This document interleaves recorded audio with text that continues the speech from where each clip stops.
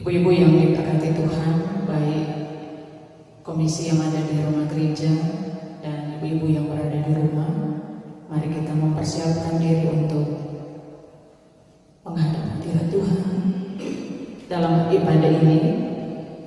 Dan karena itu, mari kita menyiapkan diri kita masing-masing di tempat di mana kita beribadah untuk memuliakan nama Tuhan. Kita sekalian diundang untuk berdiri. Ibu-ibu yang dikasihi Tuhan, pemazmur mengajak kita beribadah kepada Tuhan dengan sukacita. Datanglah ke hadapannya dengan sorak-sorai.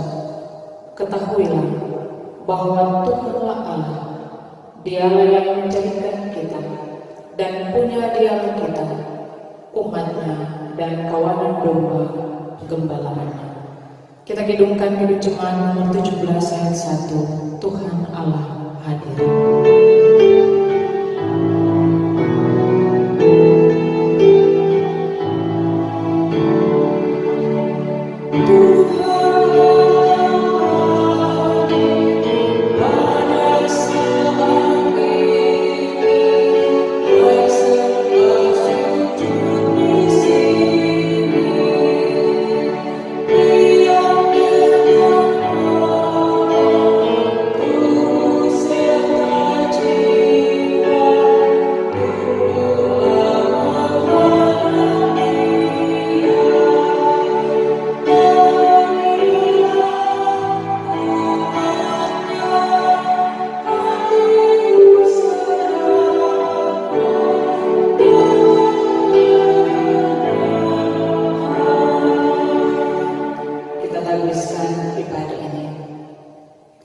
Saat ini kita bersekutu dalam nama Allah Tritunggal, Bapa, Putra, dan Roh Kudus. Amin. Karunia Allah besertalah dengan saudara-saudara. Disilakan duduk.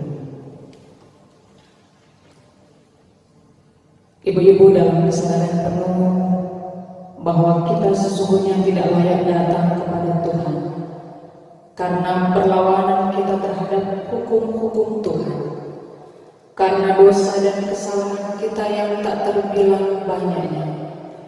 Maka dengan rendah hati, marilah kita memohon belas kasihan dan pengampunan daripadanya. Dengan hati tulus, kita mengaku dosa kita sambil menyanyi dengan setengah suara, Tuhanku, bila hati kawanku. Kidung Jemaat 467 ayat 1 sampai 3 dalam sikap berdoa.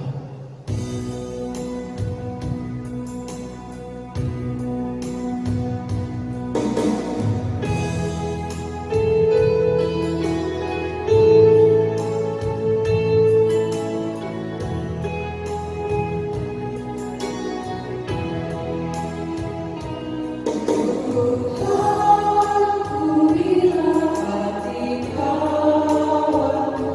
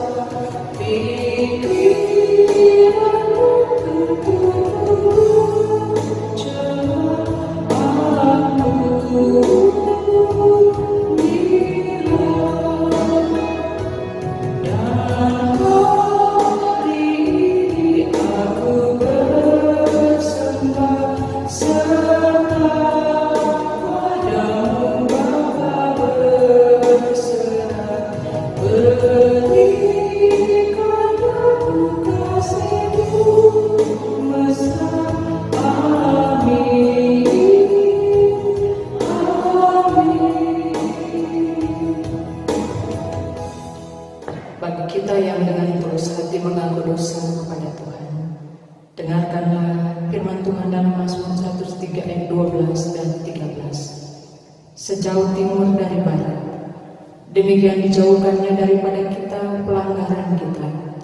Seperti Bapa sayang kepada anak-anaknya, demikian Tuhan sayang kepada orang-orang yang takut akan Dia. Mari kita sambut janji anugerah Allah ini dengan menyanyi sejauh timur dari barat.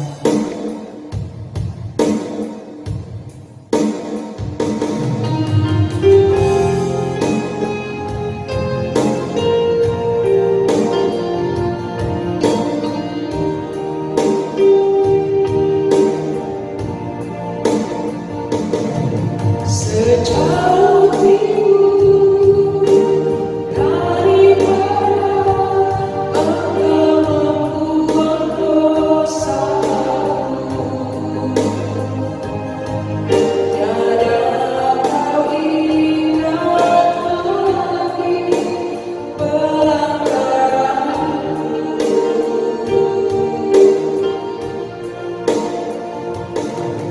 Jauh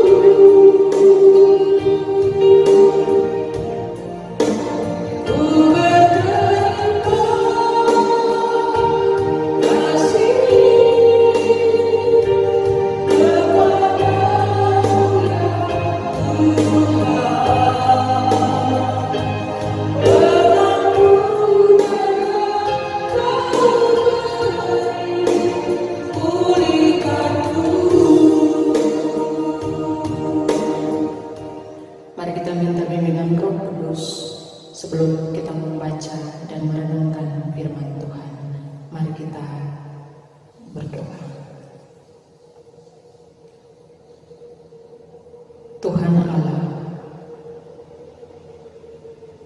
Engkau selalu memberi kami kesempatan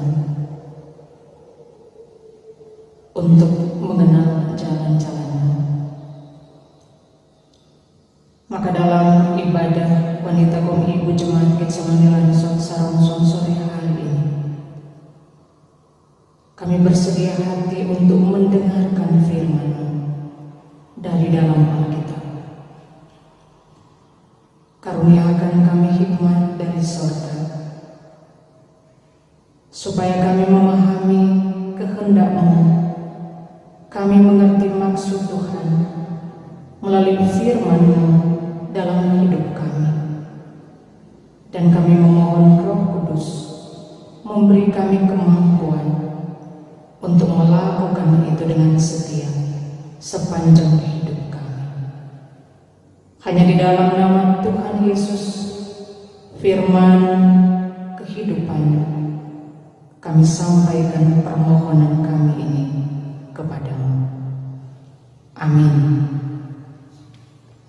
Ibu-ibu yang dikasihi Tuhan, mari kita membaca Alkitab dalam Perjanjian Lama, kitab Yunus pasal 4 ayat 1 sampai 11. Kitab Yunus pasal 4 ayat 1 sampai 11 yang dalam ibadah ini akan dibacakan oleh Bendahara Komisi Wanita Kaum Ibu Jemaat Getsemani Lansong Sarongsong. Firman Tuhan terambil dari Perjanjian Lama Yunus 4 ayat 1 hingga ayat yang 11 yang diberi judul oleh lembaga Alkitab Yunus belajar mengusapi bahwa Allah mengasihi bangsa-bangsa lain. Tetapi hal itu sangat mengesalkan hati Yunus, lalu marahlah ia. Dan berdoalah ia kepada Tuhan, katanya, "Ya Tuhan, bukankah telah kukatakan itu ketika aku masih di negeriku? Itulah sebabnya maka aku dahulu melarikan diri ke Tarsis, sebab aku tahu bahwa Engkaulah Allah yang pengasih dan penyayang, yang panjang sabar dan berlimpah kasih setia, serta yang menyesal karena malapetaka yang hendak didatangkannya. Jadi sekarang, ya Tuhan, cabutlah kiranya nyawaku, karena lebih baik aku mati daripada hidup." Tetapi firman Tuhan, "Layakkah engkau marah? Yunus telah keluar meninggalkan kota itu dan tinggal di sebelah timurnya. Ia mendirikan di situ sebuah pondok dan ia duduk di bawah naungannya, menantikan apa yang akan terjadi atas kota itu. Lalu atas penentuan Tuhan Allah, tumbuhlah sebatang pohon jara melampaui kepala Yunus untuk menaunginya, agar ia terhibur daripada kekesalan hatinya. Yunus sangat bersuka cita karena pohon jara itu. Tetapi keesokan harinya, ketika fajar menyingsing atas penentuan Allah, ketawa seekor ular yang mengerek pohon jara itu sehingga layu. Segera sesudah matahari terbit, maka atas penentuan Allah bertiuplah angin timur yang panas terik, sehingga sinar matahari menyakiti kepala Yunus. Lalu rebahlah ia, lesu dan berharap supaya mati. Katanya, "Lebih baiklah aku mati daripada hidup." Tetapi berfirmanlah Allah kepada Yunus, "Layakkah engkau marah karena pohon jara itu?" Jawabnya, "Selayaknya lah aku marah sampai mati." Lalu Allah berfirman, "Engkau sayang kepada pohon jara itu, yang untuknya sedikit pun engkau tidak berjerih payah, dan yang tidak engkau tumbuhkan, yang tumbuh dalam satu malam dan binasa dalam satu malam pula. Bagaimana tidak aku akan sayang kepada Niniwe, kota yang besar itu, yang berpenduduk lebih dari 120.000 orang, yang semuanya tak tahu membedakan tangan kanan dari tangan kiri dengan ternaknya yang banyak." Demikianlah pembacaan Alkitab. Shalom. Terpujilah Tuhan Allah kita yang hari demi hari menanggung kita, yang mengaruniakan ruang dan waktu bagi kita secara khusus wanita pemudi Jemaat Getsemani Saroso untuk beribadah di sore hari ini. Di tengah kondisi yang penuh pergumulan karena pandemi COVID-19, marilah kita tetap bersyukur kepada Tuhan karena penyertaan Tuhan, perlindungan Tuhan sempurna dalam hidup kita. Ibu-ibu yang dikasihi Tuhan, mendengar nama Yunus, kita langsung membayangkan seorang tokoh dalam Alkitab yang pernah berada dalam perut ikan besar selama 3 hari 3 malam. Cerita ini kita ketahui sejak masih di sekolah minggu. Pada panggilan yang pertama, Tuhan Allah menyuruh Yunus untuk pergi ke Niniwe dalam rangka menyampaikan berita penghukuman, tetapi juga pertobatan. Tetapi Yunus pergi menumpang kapal menuju ke Tarsis.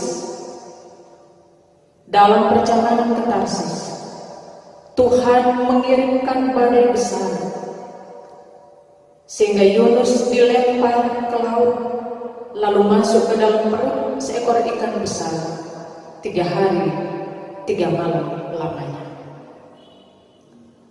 Pada panggilan yang kedua, Yunus tidak lagi menolak. Ia segera bersiap dan pergi ke Niniwe. Seruan pertobatan yang disampaikan oleh Yunus mendapat sambutan positif dari penduduk Niniwe, seluruh rakyat dan ternak di Niniwe berpuasa serta mengenakan kain kafan. Penduduk Niniwe bertobat. Mereka berbalik dari tingkah lakunya yang jahat menjadi taat kepada Tuhan. Saudara-saudara, ibu-ibu yang dikasihi Tuhan, pertobatan penduduk Niniwe ternyata tidak membuat Yunus bersyukur kepada Tuhan. Justru Yunus satu-satunya orang yang kesal, yang marah, bahkan meminta Tuhan mencabut nyawanya. Dalam hal ini kita mendapati Yunus gagal memahami kehendak Tuhan, kasih sayang Tuhan bagi penduduk Niniwe yang dikenal sebagai orang-orang yang jahat. Walaupun Yunus tahu bahwa pertobatan penduduk Niniwe direspon Tuhan dengan penyesalan, tetapi dia belum dapat menerima apa yang diperbuat Tuhan Allah bagi penduduk Niniwe.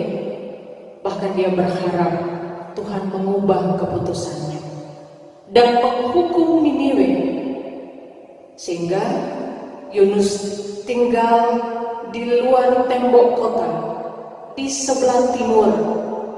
Maksudnya adalah supaya dia menyelamatkan diri dan dia menantikan bagaimana Tuhan menghukum kota Niniwe.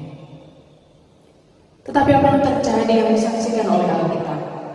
Di luar tembok kota, sengat sinar matahari membakar kepala serta tubuh Yunus, sehingga dia membuat pondok yang dirangkai dari tangkai-tangkai tanaman. Tuhan lalu menyediakan sesuatu yang lebih baik melalui pohon jarak yang menjadi tempat bernaung bagi Yunus. Yunus sangat terhibur dan bersuka cita dengan munculnya pohon jarak ini. Tetapi situasi ini hanya bertahan sehari.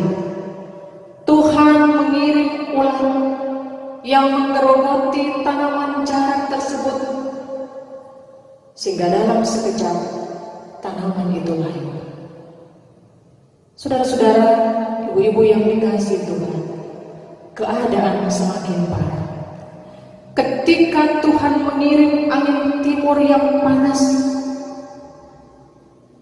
jadi bukan hanya pohon jarak telah menjadi layu dan tidak lagi menjadi tempat bernaung, tetapi Tuhan juga mengirim angin timur yang panas. Tidak ada lagi tempat perteduhan bagi Yunus. Alkitab mencatat dia menjadi lemah dan lesu, bahkan dia berharap supaya segera mati. Di bagian akhir pembacaan Alkitab kita saat ini, kita menemukan pasal 4 ini ditutup dengan sebuah pertanyaan yang bermaksud dijawab oleh Yunus. Layakkah dia marah dengan semua yang diperbuat Tuhan? Apa yang dia katakan? Selayaknya aku marah. Jadi kita bisa membayangkan bagaimana emosional dari seorang Yunus, tetapi juga sikap keegoisannya yang hanya ingin dirinya selamat, tetapi tidak bersyukur ketika Tuhan menyelamatkan penduduk Niniwe. Ibu-ibu yang dikasihi Tuhan, apa maknanya berita Alkitab ini untuk kita? Seperti pernyataan Yunus, kita pun mengaminkan Allah kita penuh kasih sayang, Allah kita panjang sabar, Allah kita berlimpah kasih setianya, serta Allah yang menyesal karena malapetaka yang hendak didatangkan. Tetapi dia juga Allah yang tidak pernah kompromi dengan dosa. Dia selalu punya cara untuk menegur, untuk mengingatkan orang berdosa, supaya sadar, supaya insaf, supaya bertobat dan berbalik kepadanya. Sehingga doa dan puasa yang dilakukan oleh setiap orang, termasuk orang percaya, harus diikuti dengan pertobatan yang sungguh-sungguh. Oleh karena itu, di tengah kondisi bergumul karena pandemi COVID-19, mari kita datang merendahkan diri kepada Tuhan. Mari kita datang mengakui dosa-dosa kita, dosa-dosa bangsa kita, dosa gereja. Kita hidup dalam pertobatan yang sungguh-sungguh. Tidak ada orang yang bersih dari dosa, tetapi Tuhan akan menerima kita apa adanya, dan Dia sanggup memulihkan keadaan kita, memulihkan bangsa kita, memulihkan kota kita. Hal kedua yang kita dapat pelajari dari bagian bacaan ini, segala sesuatu terjadi atas penentuan Tuhan Allah. Itu berarti tidak ada sesuatu pun yang terjadi dalam dunia ini tanpa seizin Tuhan. Karena itu kita pun dapat menyatakan bahwa virus corona atau COVID-19 ini terjadi atas penentuan Tuhan. Sebagaimana Tuhan Allah adalah pencipta, Dia berdaulat atas alam semesta, atas segala isinya. Dia sanggup menyelamatkan ciptaannya, terutama kita manusia yang adalah gambarnya. Maka di tengah kondisi sekarang ini, tidak ada tempat lain untuk berlindung, tidak ada tempat lain untuk lari meminta pertolongan selain Tuhan Allah di dalam Yesus Kristus. Oleh karena itu,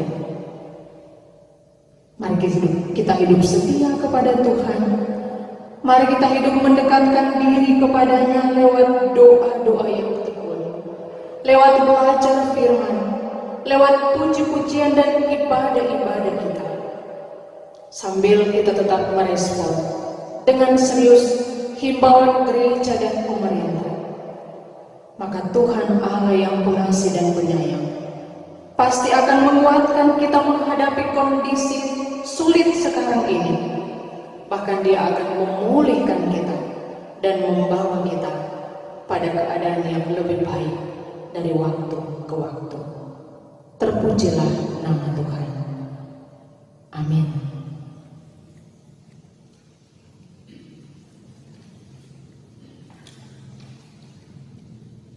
Saat ini mari kita memberi persembahan dengan penuh sukacita sambil menyanyi Sekarang Bersyukur, Kidung Jemaat 287B ayat yang pertama.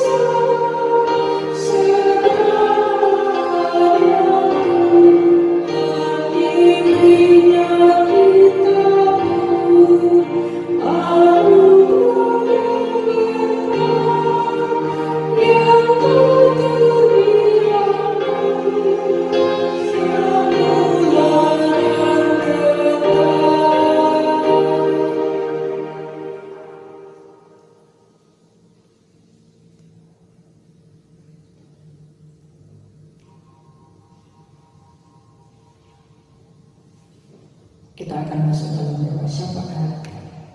Mari kita berdoa. Syukur dan pujian hanya layak bagi-Mu ya Tuhan, Allah kami yang pengasih dan penyayang, yang panjang sabar dan berlimpah kasih setia. Engkaulah yang menyertai kami hingga saat ini. Di tengah kondisi bergumul karena pandemi COVID-19 yang melanda dunia ini, bangsa kami, bahkan kota kami. Kami berterima kasih Bapa. Kami masih boleh beribadah saat ini. selaku wanita kaum ibu jemaat Getsemani Lansor Sarongso dari kolom 1 sampai kolom 21. Maka kami memohon diberkatilah kehidupan kami semua, ibu-ibu yang ada di jemaat Getsemani Lansor Sarongso, mulai dari Komisi Wanita Kaum Ibu, dari Ketua Ibu Penatua Servis Supik Bororing, Wakil Ketua, Sekretaris, Asisten Bendahara, dan anggota, serta semua UPK dan ibu-ibu dari kolom 1 sampai kolom 21. Berikanlah kami hikmat dan kerinduan yang besar untuk setia melakukan firman Tuhan, tulus menunaikan tugas-tugas kami di tengah keluarga, gereja, dan masyarakat sesuai dengan profesi yang Tuhan karuniakan kepada kami. Bahkan diberkatilah seluruh keluarga di Jemaat Getsemani Lansor Sarongso, seluruh pelayan khusus, semua anggota jemaat. Karuniakanlah umur panjang, karuniakanlah sehat dan kuat, karuniakanlah semangat dan pengharapan untuk percaya pada janji-janji firman Tuhan menghadapi kondisi sulit sekarang ini. Sebab kami tidak hanya dapat hidup dari makanan jasmani, tetapi kami tetap kuat dan hidup serta bersemangat ketika kami berpegang pada janji-janji firman Tuhan. Kuatkanlah yang lemah, mereka yang sakit, yang sedang dalam perawatan di rumah sakit ataupun di rumah. Tuhan, berikanlah pertolongan, pulihkanlah, sembuhkanlah, diberkatilah makanan, minuman, obat-obatan, dan semua pelayanan medis. Bahkan mereka yang terpapar virus corona. Tuhan, betapa kami bergantung pada belas kasih-Mu untuk dapat kuat dan pulih dari ketidakberdayaan kami. Karena itu kami memohon Tuhan, sembuhkanlah mereka, tetapi hiburkanlah yang berduka cita, mereka yang kehilangan anggota keluarga karena kematian. Kami berdoa untuk keluarga Bororing, keluarga Pauner Bororing di kolom 11 atas meninggalnya Ibu Magdalena Bororing. Tuhan, hiburkan dan kuatkan anak-anak, cucu, saudara bersaudara untuk tetap meyakini bahwa waktu Tuhan, rencana dan kehendak Tuhanlah yang berlaku, sambil dengan rela mempersembahkan kembali yang mereka kasihi kepada Tuhan sumber kehidupan. Bapa di surga, tolonglah pemerintah bangsa dan negara kami. Tolonglah Bapak Presiden, Wakil Presiden, dan jajaran pemerintah pusat sampai pemerintah di setiap provinsi, juga di Provinsi Sulawesi Utara, Bapak Gubernur, Wakil Gubernur, dan semua jajaran di setiap kabupaten kota, juga di Kota Tomohon, Bapak Wali Kota dan Wakil Wali Kota, Bapak Jimmy P. Ema dan Ibu Sari Adeline Sukota, semua jajaran pemerintah Kota Tomohon, sampai yang ada di setiap kelurahan, juga di Kelurahan Lansor, Buhen Sunda Bolong, dan semua perangkat gugus tugas penanganan COVID-19. Tuhan, karuniakanlah mereka kemampuan dalam upaya memutus mata rantai penyebaran COVID-19, serta karuniakanlah kemauan yang besar bagi seluruh masyarakat untuk dengan serius memenuhi himbauan pemerintah dan gereja. Kiranya keadaan ini cepat pulih. Hanya Engkau Tuhan yang sanggup untuk memulihkan keadaan kami. Bahkan tim medis dengan segala upaya yang mereka lakukan, Tuhan beri hikmat, Tuhan beri sukacita, Tuhan beri kemampuan kecakapan untuk menangani para pasien yang terpapar COVID-19. Bapa di surga, pulihkanlah gereja-Mu, ampuni dan pulihkanlah bangsa kami. Kami berserah pada belas kasihan-Mu ya Tuhan. Lindungilah kami dan seisi keluarga kami, dimanapun kami tinggal berada, ataupun anggota-anggota keluarga kami yang terpisah dari kami. Tuhan jagailah mereka. Engkau menghalau petaka dan kesakitan, tetapi perlindungan dan damai sejahtera Tuhan kiranya menjadi bagian mereka. Bahkan biarlah kami tetap bersyukur dengan apapun yang dapat kami nikmati, termasuk makanan minuman yang cukup sekalipun. Kami tidak mengeluh, kami bersyukur karena Engkau Allah yang selalu punya maksud indah dengan semua yang terjadi dalam hidup kami. Dalam persekutuan ini Tuhan, kami memohon terimalah persembahan kami. Bahkan diberkatilah kegiatan-kegiatan ibadah yang akan dilakukan selanjutnya oleh gereja-Mu, termasuk di jemaat kami, juga oleh Komisi Wanita Ibu Jemaat Getsemani Ransol Sarongson. Pilihlah kami Bapa, yang telah mempersembahkan hidup kami nyata-nyata datang beribadah kepada-Mu. Diberkatilah semua yang telah mengambil bagian, semua yang telah memberi diri dalam pelayanan ini. Semoga apa yang kami persembahkan berbau harum di hadapan Tuhan. Sambutlah doa kami. Di dalam nama Tuhan Yesus yang mengajar gereja berdoa bersama-sama. Bapa kami yang di surga, dikuduskanlah nama-Mu, datanglah kerajaan-Mu, jadilah kehendak-Mu di bumi seperti di surga. Berikanlah kami pada hari ini makanan kami yang secukupnya, dan ampunilah kami akan kesalahan kami, seperti kami juga mengampuni orang yang bersalah kepada kami. Dan jangan membawa kami ke dalam pencobaan, tetapi lepaskan kami daripada yang jahat, karena Engkau yang punya kerajaan dan kuasa dan kemuliaan sampai selama-lamanya. Amin. Mari kita berdiri dan kita nyanyikan nyanyian penutup dalam ibadah ini.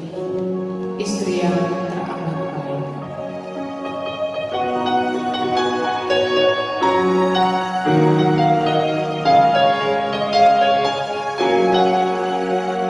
Istri yang terbaik, siapa yang mendapatnya? Dia jauh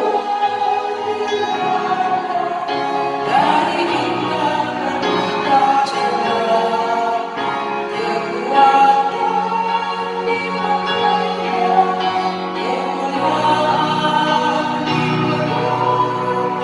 tidak melangkah untuk ke masa depan.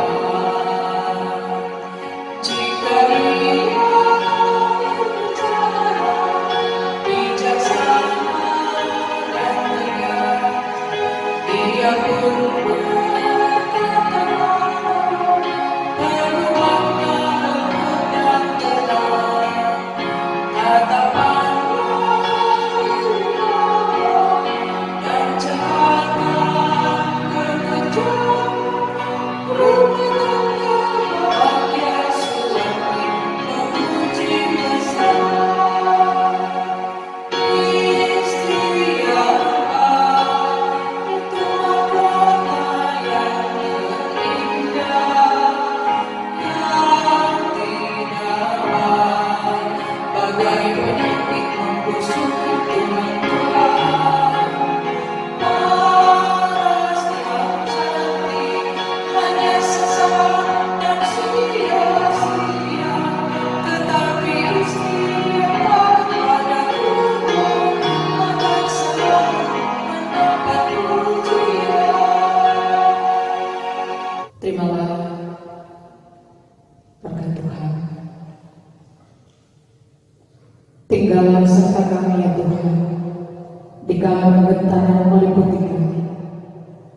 kami rasakan damai yang menenteramkan. Tuhan Allah kita, kiranya memenuhi hati dan pikiran saudara-saudara dengan anugerah-Nya sekarang dan selama-lamanya.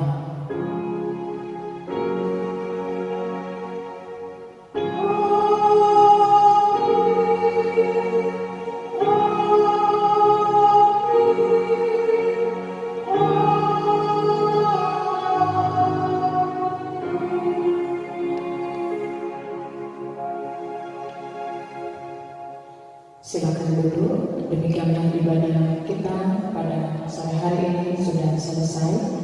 Tentu atas nama Komisi Wanita Ibu Jemaat Ismail Langsung menyampaikan terima kasih kepada semua ibu-ibu yang telah mengikuti dan mengambil bagian dalam ibadah di sore hari ini.